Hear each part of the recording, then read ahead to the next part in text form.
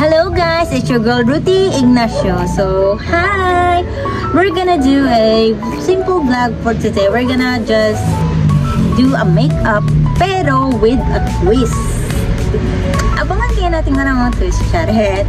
Ang twist natin ngayon is magchuchikahan lang tayo tungkol sa makabuluhang pag-uusapan about panitikan. Panitikan, Chares! Panitikan from panahon ng Republika hanggang sa panitikan ngayong kasalukuyan. So, let's start. So, noong 1946 hanggang 1972 is yun yung panahon ng Republika kung saan natapos tayong sakupi ng mga Amerikano noong 1946. Biglang sumabog ang panitikan nung day na yun, guys. My God! Sumabog ang mga panitikan at lumabas yung mga manunulat tulad ni Nick Joaquin, Amado B. Hernandez at Lazaro Francisco. Sila yung mga kilalang manunulat nung panahon na iyon. Noong 1950, tinayo ang Plancia Awards na parang Oscar sa mga literatura sa Pilipinas. Ang mga akda noon ay puno ng damdaming makabayan at mga kwento ng tunay na Pilipino. During that time din, as marami din talagang manunulat na gusto nila ipahagi kung paano nila na ano yung mga mananako, paano nila natalo yung mga mananako, paano nakalaya ang mga Pilipinas sa mananako. Usually mga sinulat nila is for pang makabayan talaga. Napatunayan talagang mahal na mahal nila ang ating bansang Pilipinas. And nung panahong batas militar naman, as far as I know, it was 1972 to 1986. Biglang nagbago ang ihip ng hangin noong 1972. Idinikrala ni Marcos ang batas militar. Si Marcos yung daddy, yung ama ni BBM ngayon na kasalukuyan nating presidente. Naging censored ang media at kasama dito ang panitikan. Marag na-control siya sa politika ang panitikan mo. Nagdili kayo siya may freedom ang pagkuhan sa pag-produce sa mga manunulat. Dili kayo wala sila freedom na mo kuhan sa express kayo. Lagi gibawalan. Yeah. Pero wala man nag-stop noon ang mga manunulat. Nag-usbong sila og protesta for literature. Sorry, bolol. Sa mga lihim na tula, mga nobela, mga sanaysay na tumitigla sa pag-abuso ng pamahalaan. So, during that time, sa sobra ka-strict sa papa ni BBM, ni Marcos, ni Ferdinand Marcos, like, kontrolado na kayo nila ang politika. Like, dili gusto nila kanang ang kung magbuhat o magsuwat magani, dapat dili sila labag sa kanang yung pamahalaan, kanang dili siya mo kontra sa pamahalaan, hindi sila ano sa pamahalaan. And mga sikat na mga may akda no is sila Luwalhati Bautista, Pete Lacaba at ibang pang mga naging tinig ng politika ng literatura. Then pagkatapos ng military or batas militar ni Marcos, is sinaulong naman ang pagbabalik ng demokrasya noong 1986 to 1990s.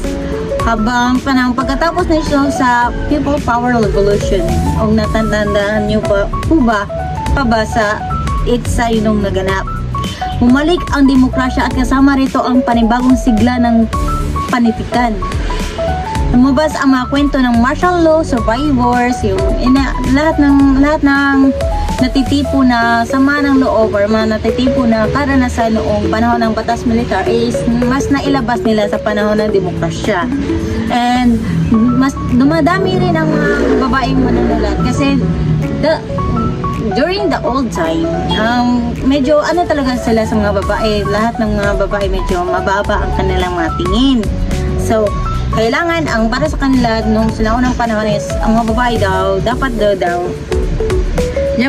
kanang dili ta like dapat sa balay ratong may bulan, dapat iguratan po so nung panahon wala tay karapatan mo skwela, wala tay karapatan mo voice out, atong tingog dapat within sa tong galingon ra inana ang sa correct ka sa una, walay freedom. Pero pag panahon sa demokrasya nagkahinay-hinay no dud ang mga babay na nanay rule sa community, like nanay mga babae na manunulat, yes, nanay mga babae na manunulat, and also that kanang di ba sa unang panahon kay gusto nila ang mga babae kay kung ano dyan sa religion, like magmadre, ay di nga magmadre totally, pero kanang related na dyan sa religion nilang may balaan ba kay mamang lang kung sa una good na ang mga babae dapat dapat kanila dapat na but ang mga babae ng panahon ng demokrasya mas naging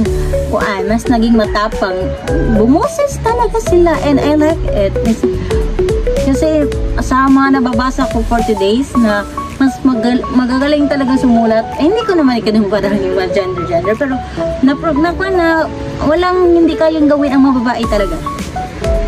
Yes. And now sa pagkatapos ng demokrasya is the panahon ng makabago. It's about kana modern like makapanatag use of phone, use of mga laptop, mga computer. Dira na siya na time, dira nag-usbong na rin siya ang pagbabago from 2000s hangtod karon. Diri na kuan mas ng digital kuan na mga like Wattpad, like mga kuan na mga for story kanang maski sa Facebook, di ba na yung mga stories na ipang-post sa Facebook niya. Kita mubasa dito dali na lang kayo mangitag ko di na lang kita magnitog mupalit pa og libro or mupuadto pag library para lang makabasa, para mupalit pag libro para lang makabasa. Actually ako daghan jud kay kong libro personally because I'm a reader. Reader jud ko. I'm a reader jud. Daghan gi kong libro, di ra ni maong kabuok, daghan pa ni nasa akong pikas kwarto, pero this time I'm actually nako libro. Pero I just want you to know, everyone, na kanang ako sad nasa ko libro, my own story.